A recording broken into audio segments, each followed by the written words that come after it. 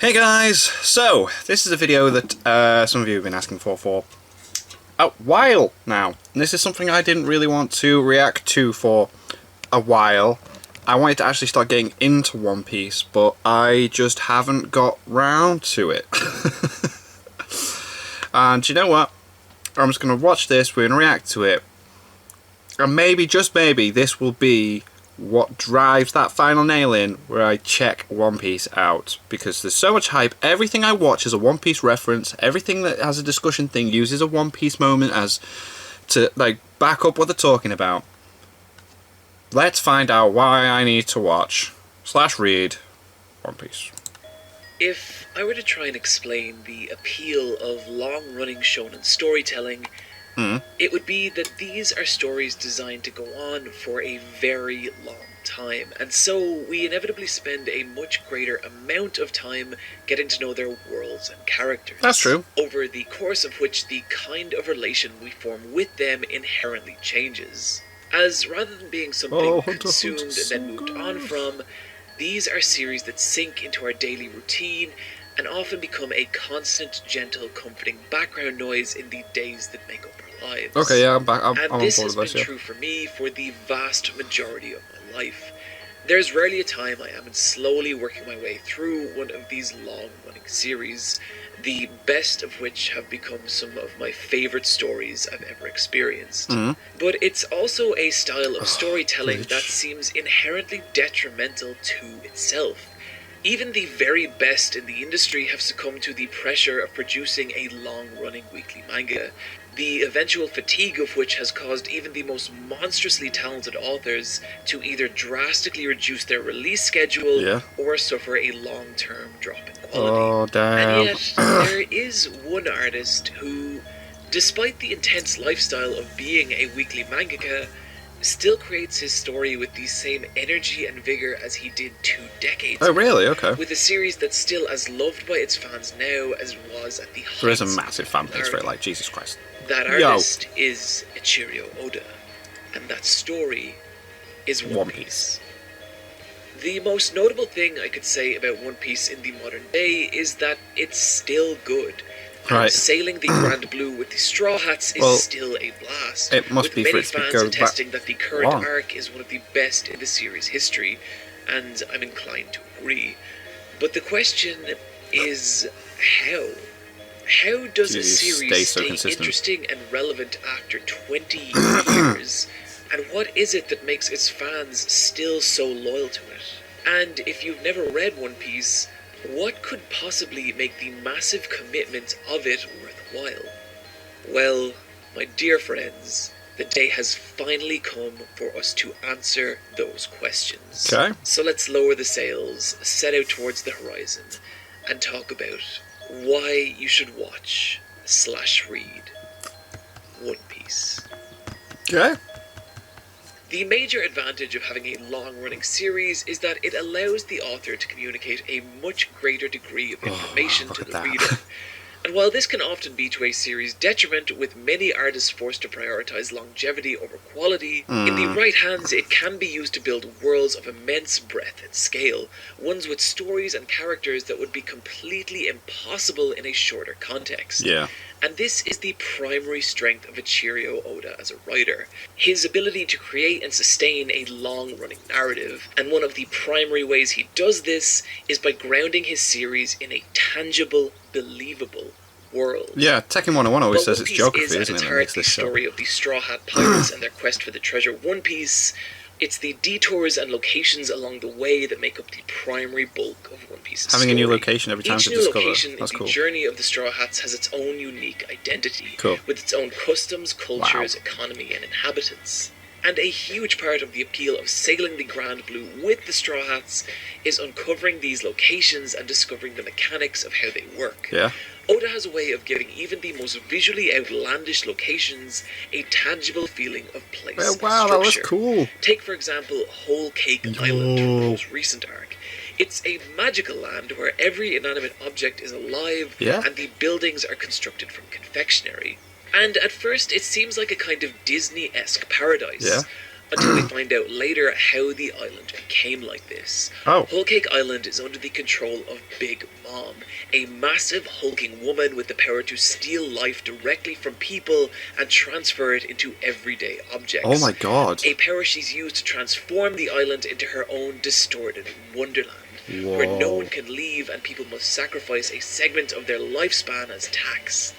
This setup alone is already a pretty fascinating way to handle a location, but perhaps even more impressive is the detail that's gone into its creation. Yeah. If you go to the One Piece wiki, you'll find pages of information about cool. this one island alone, with detailed paragraphs on the 10 different locations that form it, including a floor-by-floor breakdown of Whole Cake Chateau, God, that's detail. the home of Big Mom, including detailed descriptions of the first floor library, the fourth floor room of treasure, and the rooftop party hall. If you want to know what the weather is like on Whole Cake Island, where and how the residents get their food, or why there are skeletons near the seducing woods, all that information is there for you to dig out. In other words, Whole Cake Island has a tangible sense of geography about it. It feels real because Oda has taken the time to develop it. And what's more, this is just one of the many examples of the extremely fleshed out developed locations that make up One Piece's world. Zou is a massive forest filled with beast people located on the back of a giant elephant, run by a fierce warrior dog during the day and an equally fierce warrior cat during the night. Oh, that's cool. Dressrosa is a giant city with a massive gladiatorial arena inhabited by bizarre toy people, which are all under the heel of a vicious false king.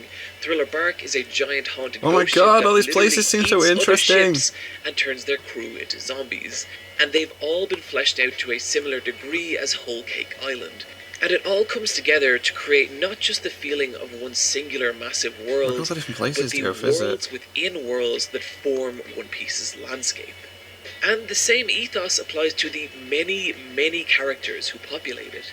No character in One Piece is ever constructed in isolation, but rather each individual one has their own allegiances, political geography, history, and driving motivators. Fair enough. Many of whom have relationships and backstories entirely isolated from our heroes, like how 100 Beast Kaido and Gecko Moria have beef with each other due to the fact that Kaido was the one who killed Moria's entire crew, forcing him to create the undead army the Straw Hats face off against in Thriller Bark.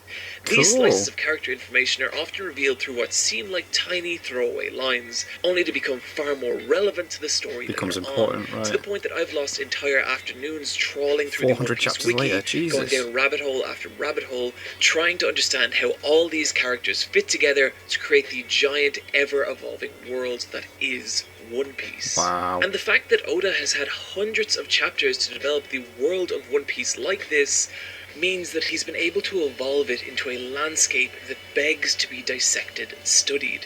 And if you need proof of this, just look at the communities that have built up around its analyzation and discussion. Yeah. Such as the extremely popular One Piece podcast, currently on its 473rd episode, which discusses in extreme detail each new chapter, with episodes that regularly last over 2 hours. Oh my god. Meaning that even entirely separate from the central narrative of One Piece's story, it's still an utterly fascinating landscape to explore. Wow, people love talking about it. That isn't to say, however, that the story that takes place in One Piece's world isn't vital to its success. It absolutely is. But perhaps just as important as the story Oda tells is the unique way he tells it. Oda is a master in what we're going to refer to as short-term and long-term storytelling. Okay. And to really understand why One Piece has endured over the years like it has, we need to understand his work from these two distinct perspectives. Short-term storytelling accounts for the moment-to-moment experience of consuming a piece of narrative. How good a job an author has done in laying out their work that makes it pleasurable to consume. And while I can think of a few manga authors I would consider technically stronger illustrators than Goddamn, Oda, they look so good. I can't think of any who have the same innate understanding of how to actually make reading a page of manga enjoyable. Yeah. And even then, when I say there are technically stronger illustrators than Oda, That's not to take away from Oda's work as much as it is to highlight what's special about it. Rather than concentrating on intense rendering or meticulous anatomical correctness, Oda's work has a highly organic, expressive quality to it. He's a master at caricature and stylization, Cool. often accentuating the proportions and shapes of his characters to extremes for some of the most hilariously goofy but also strikingly unique designs in the industry. And Definitely yet he's stands also out. adept at It definitely depicting stands emotion out. through his drawings. Like if you were to put a One Piece Namely by character next pushing to the like say a facial Dragon Ball Z expressions of the character or different anything, characters as it stands far out. as they'll possibly go. Joy, malice, desperation, sadness. He knows exactly how to depict the design human stands out. face in order to give the reader the clearest possible conveyance not only of what a character is feeling, but just how intensely they are feeling it. Damn. In short, Oda is adept at conveying information through his images. And this carries right through to every aspect of his manga writing, including the unique way he lays out pages. Go to practically any part of One Piece and what you'll be met with are pages dense with visual information. While manga is of course a visual medium, many series are content to let the dialogue do the lion's share of It the storytelling, takes up most of the with page, the yeah. visuals merely serving as an identifier for who is speaking or to highlight character designs. But with Oda, his pages are dense with visual data, with a Damn. lot of the world building That's so communicated cool. through images alone. Take this page in the city of Zou, for Oh example. wow! At no point does anyone point out that the Beastmen use the fruit of the giant trees as their homes. That's information you only get by taking the time to explore at the it. page for yourself. Wow, yeah, you And see yeah, it for it's a yourself. small detail, but that's kind of the point. Oda's pages are packed with these little visual touches, whether it's a small gag taking place in the corner of a crowd scene, the appearance of a semi-obscure character from a previous chapter, or any Cool. number of strange, often hilarious one-off character designs. Oda is an expert at cramming as much visual information into a page as possible, and that means reading and rereading through these chapters is often a surprising and rewarding experience. New things to find every time. This That's visual cool. density does sometimes run the risk of becoming cluttered, especially considering the amount of text that are present at any given time. But what really helps keep this in check is Oda's command over the mechanics of how to guide a reader's eye around a page of manga. The creation of sequential events from a single image is something we talked about a lot in our Genius of Dragon Ball video, but Oda may be the only author I've ever come across with as solid a grasp of this as Toriyama, and in some cases I'd say even exceeds him. Take this 1.5 page spread for example. We start off on the right with the Mink Men getting angry at Zoro, then Zoro in return getting angry back, then Luffy responding to Zoro, this dog lady adding to Luffy's response, an entirely different conversation taking place on the other side of the room. That's 5 sequential events Conversations, from yeah. a single unbroken panel. And this creates the illusion that as our eye travels from right to left here, time is actively moving with it, which makes it feel like this is an actual event unfolding before us, That's and cool. not just a group of isolated incidents. And if you're skeptical of this, just look at how less engaging this scene is if we insert some panel breaks. The flow is lost, and so is that sense that we're observing an actual scene Interesting. unfolding. Oda Yeah. has used this technique so often and in such minor situations that it nearly seems like something he's doing habitually. But he also pushes it in ways that I've never really seen before. My personal favourite example of this being this depiction of 100 Beast Kaido jumping off Sky Island. We get this panel of a silhouette standing on a massive precipice before lunging forward to the world below. We turn the page or scroll down and we get this beautifully handled piece of visual storytelling. Starting at the top right of the page, we get these 3 panel breaks, which cause our eyes to linger for just a moment. That's true, yeah, you like creating focus on very each slight one, sense of and then it's anticipation and wow, distance that's clever. before following the trail That's so of clever, Kaido's just fall throwing the- down through the clouds and slamming into the ground. It in does. massive It makes you eruption stop for a that's moment. even bigger than the island he's landed on. There is any number of more generic ways that Oda could have depicted Kaido's fall, but doing it this way serves 2 distinct functions. For one, it's just an incredibly fun page to read, really conveying with images alone the sense of velocity and impact of Kaido's massive body slamming into the earth. And second, this also serves as Kaido's introduction into the story, and the fact that that impact is so well conveyed and that Kaido survives it so effectively establishes his immense physical strength and stamina, and thus setting him up as the massive threat he's most likely going to become to the Straw Hats later on, and all this from not even half a page. And so, whether it's through the drawings themselves or through the actual construction and layout of his manga, there's always a sense that Oda is incredibly engaged with the visual storytelling of his work. And the result is that One Piece is a joy to consume on a page-to-page basis. The simple act of reading One Piece feels good. Cool. But it's only when Oda's expertise in short-term storytelling is coupled with his ability to write and sustain a long-running narrative that the true strength of his manga becomes obvious. One Piece is a long-running story, yes, but I think what separates it from so many other stories of this type is that even from its earliest days, it was always designed to be this way. Right. Oda has actually been writing different versions of One Piece since he was a child. Oh, After being inspired by cool. the cartoon show Vicky the Viking, he would fill his school notebooks with a story he only referred to as pirate manga. And this pirate manga would eventually evolve into the short romance Dawn, which would eventually evolve into One Piece. Oh, cool. So Oda has been thinking of this narrative and world for a very long time. That's class. Many of even the most recent characters in One Piece have existed in Oda's mind for years. You can go back through his old interviews and see just how far-thinking the story of One Piece actually is. Wow. Or even just look back at One Piece's early chapters and see the seeds that Oda has planted. For example, the character Silvers appears in a flashback in chapter 19, only to actually appear in the story and become a prominent character later on in chapter 500. What? And Oda constantly does this. That's seeding amazing. clues throughout the chapters of One Piece for us to discover and theorize over. Hell, I remember reading a blog post from 2015 that correctly predicted everything about Sanji's backstory that was revealed in the current arc, purely by virtue that his wanted poster said alive as opposed to dead or alive. Oda never feels like he's focused on just the next major arc or plot points, but instead on the long-running narrative of One Piece as a whole. And that's not even taking into account everything we don't know. As many of the threads as Oda has tied up during One Piece's run, there are so many more that are left tantalizingly open. How is it that Blackbeard is able to utilize 2 devil fruit powers at the same time? Oh, damn. What was the gigantic Cthulhu-esque entity that appeared in the fog in the final panels of Thriller Bark?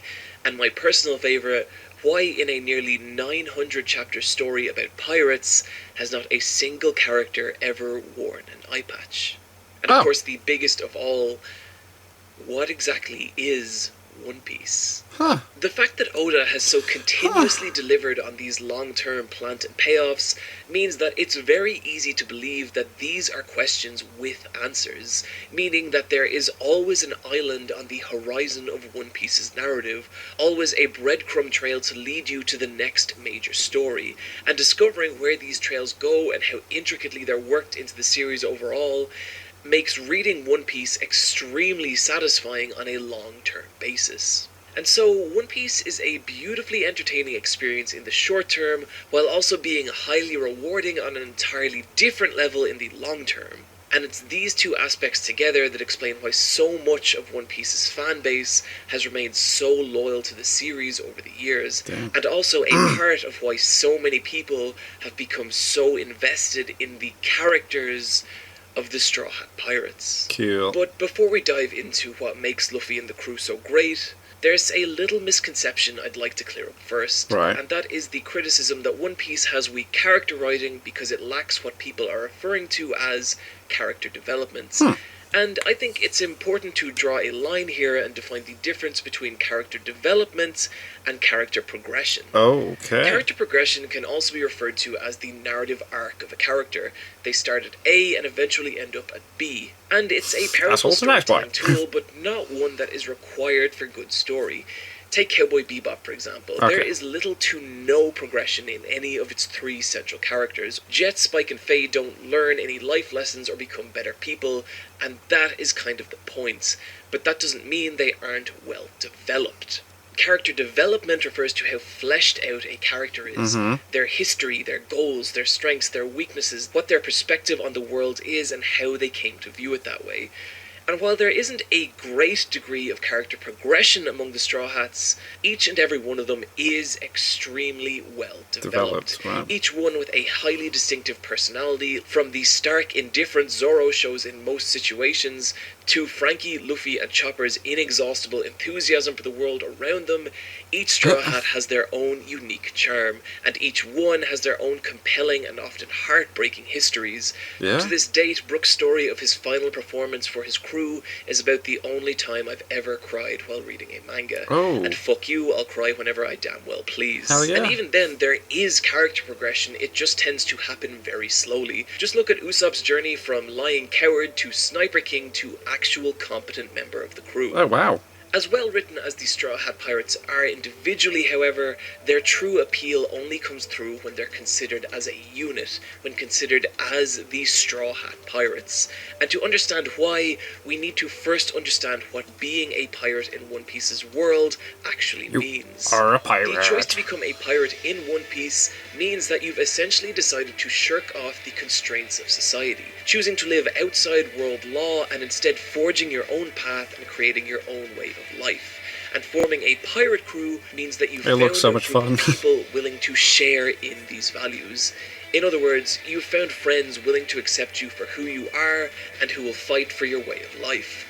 This is the concept of nakama that is so pervasive throughout One Piece, which translates roughly to friend, comrade, or crewmate, or as the One Piece fans have come to consider it, someone who is closer than family. Aww. And this is the bond shared by Luffy and the rest of the That's Straw cool. Hats. It's obvious that each one in their own way is both proud and delighted to be part of the crew. Yeah. They like spending time with each other and exploring the world together, and this is something consistently reinforced by Oda in his many coloured illustrations of the Straw Hats, Cool. most of which They look depict them awesome. just hanging out and having a good time. Yeah, they're just And chilling I out. love these pages because they really get across the camaraderie felt by these characters and the friendship they share. Each member of the Straw Hats also has their deeper reasons for wanting to be part of the crew, as each member has at some point lost someone extremely close to them, and that event usually causes them to lose their place within the world, a place they eventually only rediscover upon joining the crew. And I think this only furthers the appeal of the Straw Hats. They're a group of friends who have found each other in a massive sprawling world and who value that friendship more than anything. And over the course of One Piece, it's hard not to feel drawn into this dynamic yourself, like you aren't in some small way part of the crew. And I think this is a primary God, reason look at why that. so many people feel such a strong emotional investment in Damn. the familial concept that is the Straw Hat Pirates.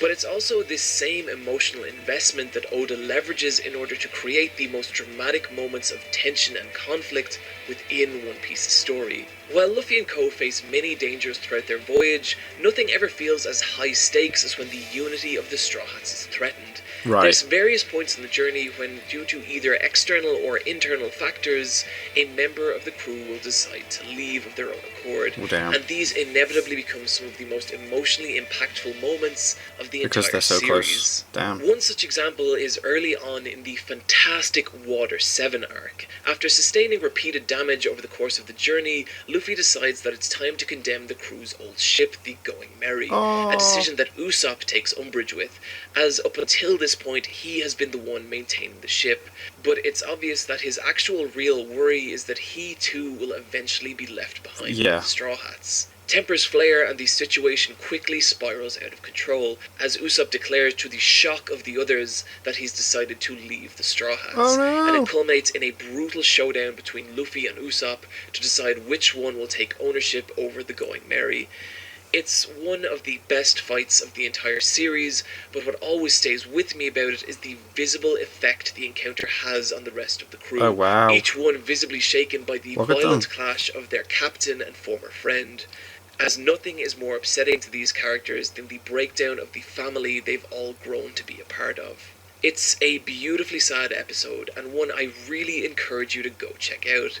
It's one of the better produced episodes of the anime, and even if you have no interest in consuming the rest of One Piece, this is a great example of how strong the character writing in the series can actually be. The other major example of how well Oda handles his characters can be seen in how he establishes the many villains of One Piece's world. They do look interesting, to be In the same way, fair, he like can some of the utilize villains, a man. character's backstory to establish an incredible amount of tragedy and sympathy. He's equally capable of utilizing this same technique to create a palpable, justified sense of fear and danger within a character. My personal favourite example of this being the terrifying Don Quixote do Flamingo. Now, we spent way too much time in the last video going through a character's backstory, and this video is already insanely long, so unfortunately we don't really have time to go through it. Oh. So, moving quickly along, god fucking damn it, okay, I can't help myself, here we go. Okay. Don Quixote do Flamingo was born to the most elite class of family, known only as the world nobles or celestial dragons. A class of people of such wealth and power that they can commit atrocities in public without any fear of legal repercussion. Oh god. A young Doflamingo greatly valued this elite status, until one day his father declared that the family would be abandoning their life of excess and lordship in exchange for living an honest life as regular people, and in doing so disregarded their noble status, a decision they'd come to regret. Banished from the sacred land of Merios, the family began their new life as regular citizens, only to return to their home one night to find it set ablaze. Word had spread to a nearby village about the noble family no longer under government protection, and it brought out the seething, long-term hatred its people felt for the celestial dragons. Damn. A hatred that took the form of a series of violent assaults against Don Flamingo and his family. Persecuted and driven from their home, the family were forced to take refuge in squalor, eating only garbage to survive. There, their father, now desperate and afraid, contacted the world nobles in the hopes of returning his terrified family to Merios, but he was met with only scorn, and he and his family were abandoned to the cruel world they had chosen to become a part of. Damn.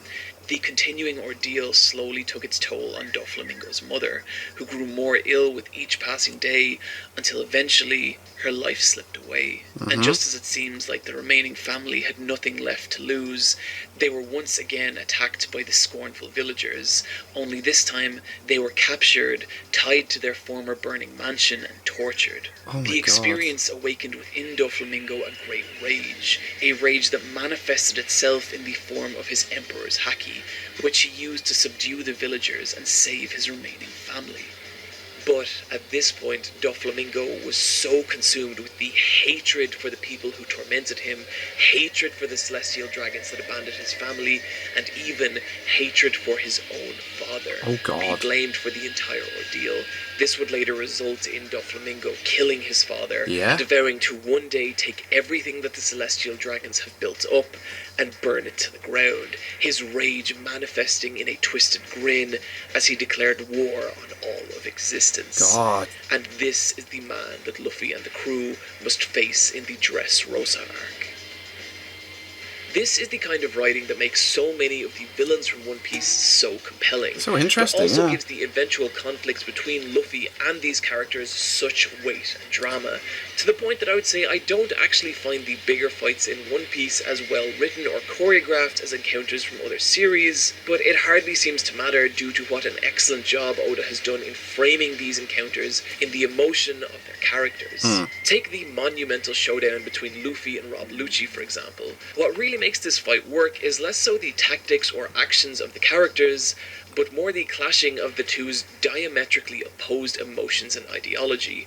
Luffy is, of course, the embodiment of adventuring and free spirit, the belief that people should be allowed to pursue their dreams without worry or constraints, and Rob Lucci is the crushing wall of reality that stands in the way of all that. The personification of the faceless world government that seeks to regulate and control every aspect of society. And this setup lends real narrative weight to every blow of the encounter. So finally, it is of course only fair to mention what I consider some of One Piece's weaker points, and the biggest by far is the handling of the anime.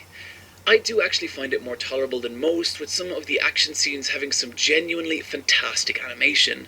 But the production does drop a lot outside these moments, and that coupled with some truly awful pacing means that it's hard to recommend the anime as anything other than a companion piece to the manga. Right. While Oda is exceptional at creating a wide variety of characters with all manner of shapes and body types, he does draw a lot of his girl characters very, very similar. And while I like sexy characters in my anime, this is one of the few areas of the series that feels phoned in. In other words, I think Oda has it in him to do better with his fan service. The pacing of One Piece can be sometimes jarring to the point that it's a little frustrating. It's common for the focus to shift from character to character, with many fights occurring simultaneously. And while this sometimes creates a great sense of spectacle and chaos, it can also kill the momentum of a particular encounter, cutting away just as things are getting heated. Right. And again, this is a problem way worse in the anime. The biggest barrier to entry, however, has to be its extreme length. Anyone new to the series could spend months and even years trying to catch up on it, and wait many more for its eventual conclusion. Damn. But I think, in a way, this is also the series' biggest strength. When I think of what I love about One Piece and what keeps me coming back, it isn't the eventual promise of finding out what One Piece is, or the conclusion to arcs that I know are most likely dozens of chapters away, but rather, it's just the opportunity to return to this world and spend more time with these characters. To see them fight and struggle and chase their dreams, and in turn, see how the world's many moving parts react to them. This is the kind of story that could only be told over years.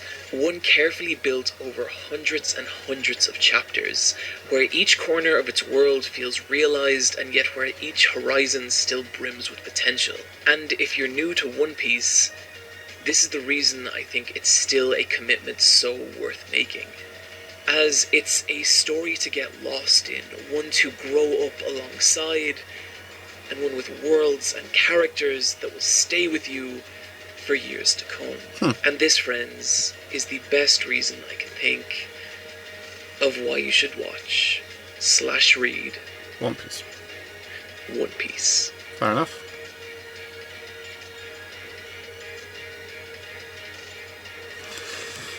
Yeah.